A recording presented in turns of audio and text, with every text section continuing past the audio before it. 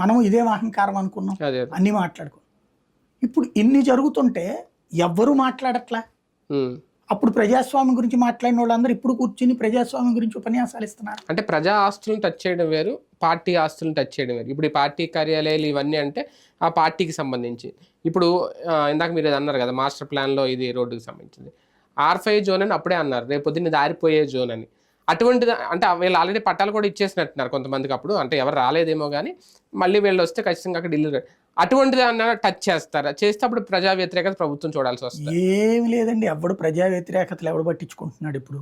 అంటే నాకు ఇచ్చిన స్థలాన్ని మళ్ళీ వెనక్కి తీసేసుకుంటాను, ఎందుకు లేవు, ఇంకో చోట ఇప్పుడు ఇస్తానంటే. చాలా చోట్ల స్థలాలు ఇచ్చి ఇల్లు కట్టినవి కూడా అండర్ కన్స్ట్రక్షన్ లోనే కూలగొట్టేశారు. ఇప్పుడు దాదాపు 5-6 చోట్ల లేఅవుట్లలో అండర్ కన్స్ట్రక్షన్ లోనే కూలగొట్టేశారు.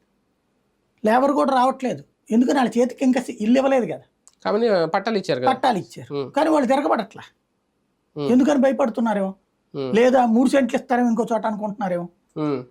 ఒక చోట 60 ఇళ్ళు కూల్చారట, 60 స్థలాలు అంటే ఈఏసిని అండర్ కన్స్ట్రక్షన్ లో ఉన్నాయి, కూల్చివేతలు అవి జరుగుతున్నాయి. ఇక్కడే కూడా కూల్చేశారు కదా. అప్పుడు జగన్ అమరావతి ప్రాంతంలో స్థలాలు ఇచ్చే 50,000 మందికి 60,000 మందికి